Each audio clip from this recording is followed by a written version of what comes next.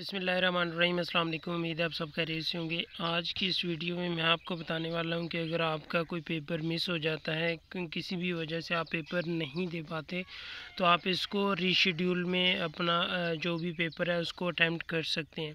तो इस video complete देखिएगा। कुछ वजूहात के ऊपर स्टूडेंट्स का जो पेपर है वो मिस होने के बाद फिर भी उनके जो रिक्वेस्ट है वो फॉरवर्ड नहीं होती, तो उसकी क्या वजह होती है वो भी मैं आपको बताऊंगा और स्टेप बाय स्टेप तमाम जो भी तरीक़ाकार है वो आपको इस वीडियो में बताऊंगा। तो आप इस वीडियो कंप्लीट देखिएगा। अगर चैनल पे न्यू है तो जल्दी से चैनल को सब्सक्राइब कर लें, बेल आइकन को प्रेस कर लें और इस वीडियो को लाइक कर दें। तो सबसे पहले हम देखेंगे कि जो पेपर स्किप होता है उसमें क्या क्या टर्म्स एंड कंडीशंस हैं कि आप उसको रीशेड्यूल कर सकते हैं। एक तो सबसे पहले आप ये समझ लें कि अगर आपका कोई पेपर स्किप हो जाता है तो विद इन पीरियड आपने उसके लिए अप्लाई करना होता है रीशेड्यूल के लिए। उसके बाद अगर आप अप्लाई करेंगे तो वो एक्सेप्टेबल नहीं होगा। जैसे कि 1 सितंबर लास्ट डेट है आपकी अभी के जो पेपर्स हैं और उनको रीशेड्यूल करने की, और आपकी जो डेट है उसकी भी डेट आ चुकी है कि आपका जो पेपर होंगे वो 3 सितंबर को होंगे। अगर आपके एक पेपर है, चाहे 2 हैं चाहे 3 है, वो एक ही दिन में होंगे, ठीक है।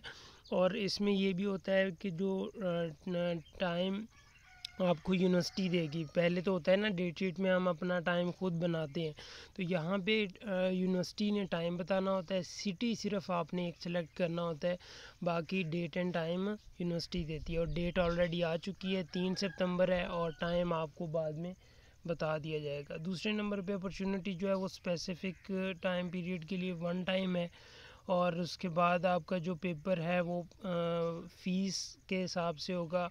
एक पेपर की 2000 फ़ी होती है, वो भी मैं आपको यहाँ पे बताऊँगा कि कहाँ पे लिखा हुआ है।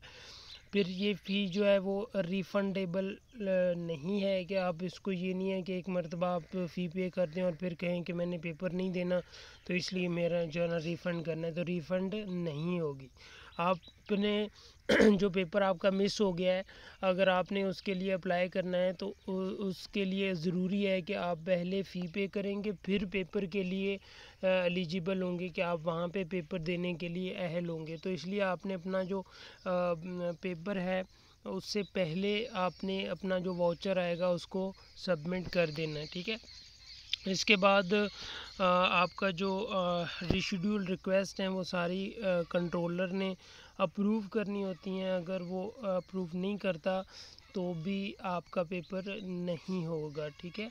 तो सब के इस तरह से जो है ना वो कंट्रोलर अप्रूव कर देता होता है कि जिस तरह आपका कोई पेपर किसी भी वजह से रह जाता है, ये पेपर आपका अप्रूव नहीं होगा। हो सकता है कि आपने 10-15 मिनट पेपर किया हो तो वो आपका यहाँ पे रीशेड्यूल में आएगा भी नहीं। हाँ, कोई कैंपस की वजह से या कोई सॉफ्टवेयर की वजह से कोई इशू इस तरह से हो जाता है तो वो पेपर आपका रीशेड्यूल हो जाता है, अगर वो कैंपस की तरफ से रिक्वेस्ट गई हो तो, ठीक है। तो ये उस सूरत में आप यहाँ पे जो मैं आपको बता रहा हूँ कि आपने बिल्कुल पेपर दिया ही नहीं है, तो वो आपने किस तरह से रीशेड्यूल करना है। अच्छा, इसके बाद है अगर किसी का कोई डेथ केस है, जैसा कि उनके फादर, मदर, सिस्टर, सन, डॉटर, सिबलिंग में से या फिर हस्बैंड वाइफ में कोई इस तरह से डेथ हो जाती है अचानक, तो उनके लिए ये अपॉर्चुनिटी है कि उनको फ्री ऑफ कॉस्ट जो है ना वो पेपर रीशेड्यूल कर सकते हैं। बट उसके लिए ज़रूरी होगा कि वो डेथ सर्टिफिकेट बनवा के लाएंगे, ठीक है।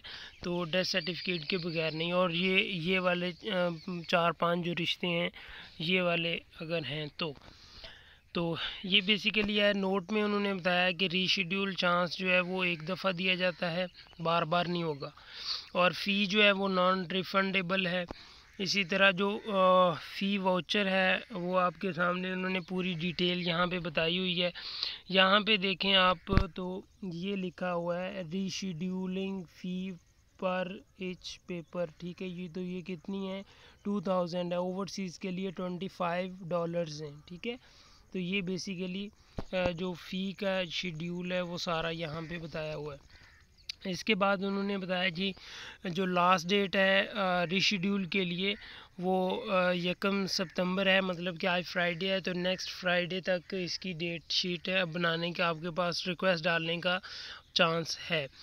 और जो भी आपके लोकल हैं या ओवरसीज़ हैं, सबका जो पेपर है वो 3 सितंबर को होगा, ठीक है। यहाँ पे संडे 3 सितंबर को पेपर होगा, ठीक है।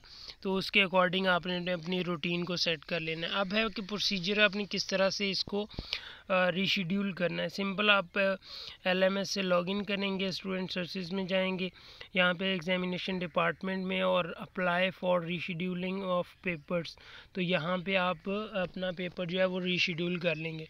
अच्छा, यहाँ पे एक चीज़ और बताता चलूँ आपको कि बहुत सारे स्टूडेंट्स कहते हैं कि हमने पेपर तो मेरा रह गया है बट रीशेड्यूल में नहीं आ रहा। तो यहाँ पे आपको बताता चलूँ कि अगर आपका पेपर आज सुबह 8 बजे था और वो मिस हो गया है, तो आप उसी दिन रीशेड्यूल नहीं कर सकते। आपको 24 आवर्स वेट करना होगा।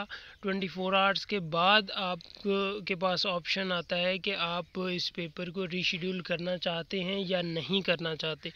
तो आपने पहले 24 आवर्स गुजरने दें, उसके बाद दें। जैसे कि अगर आज आपका 8 बजे पेपर था, तो आप कल 8 बजे इसको रीशेड्यूल कर पाएंगे, ठीक है, जो कल आना है।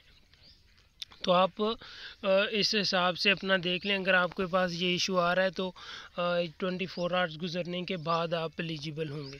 तो अभी देखते हैं कि आपने रीशेड्यूल किस तरह से करना है। हम LMS से लॉगिन कर लेते हैं। ये तो मैंने LMS से लॉगिन कर लिया। यहाँ से आप मोर ऑप्शंस में जाएंगे, यहाँ पे आपके पास आ जाएगा स्टूडेंट सर्विसेज, ठीक है। यहाँ पे ये लिखा हुआ है स्टूडेंट सर्विसेज। इसके ऊपर क्लिक करेंगे तो आपके सामने इस तरह से बहुत सारे ऑप्शंस आ जाएंगे, जिसमें आपने एग्जामिनेशंस डिपार्टमेंट, यहाँ पे सेकंड लास्ट नंबर पे है apply for rescheduling of papers, तो इसके ऊपर आपने क्लिक करना है। जैसे ही आप यहाँ पे क्लिक करेंगे तो आपके सामने इस तरह से पेज ओपन होगा। ऊपर आपका नेम और स्टूडेंट आईडी लिखा होगा, और जिसके नीचे फिर आपका लास्ट डेट टू अप्लाई आ जाएगा, ये कम सितंबर है। इसी तरह डेट ऑफ रीशेड्यूल पेपर कब है, 3 सितंबर को है, ये आपको बता दिया। अच्छा, यहाँ पे आपका कौन सा पेपर स्किप हुआ है वो सारे यहाँ पे आपके सामने कोर्स कोड में शो हो जाएंगे। इसी तरह यहाँ पे टाइटल आ जाएगा जो भी सब्जेक्ट था उसका, और उसके बाद यहाँ पे प्रेफर्ड सिटी आपने सेलेक्ट करना होता है। ये आपको ऑप्शन दिया जाता है कि आप कोई भी एक सिटी जहाँ से आप बिलोंग करते हैं वो आप सेलेक्ट कर सकते हैं। बाकी जो भी आपको टाइम है या डेट है वो यूनिवर्सिटी आपको देती होती है, और कैंपस भी उन्होंने यूनिवर्सिटी ने आपको देना होता है कि इस सिटी में कौन सा कैंपस है। तो यहाँ पे सिंपल आप अपना सिटी जो भी आप रखना चाहते हैं आप इसको सिलेक्ट कर लेंगे, और उसके बाद फिर आप इसको यहाँ पे चेक कर देंगे जो भी यहाँ पे ऑप्शन आ रहा है, ठीक है। तो यहाँ पे हम इसको सिटी को सिलेक्ट कर लेते हैं, एक्शन से चेक कर लेते हैं, और सिंपल आपने यहाँ पे सबमिट रिक्वेस्ट के ऊपर क्लिक करना है। तो जैसे ही आप सबमिट करते हैं तो उसके बाद से आपके सामने कुछ इस तरह से विंडो आती है, जिसमें आपका जो चालान आईडी है वो यहाँ पे शो हो जाता है। तो इसको आप इजी पैसा के थ्रू जो है ना सबमिट कर सकते हैं। सिंपल आपने ये वाला कोड यहाँ से कॉपी करना है।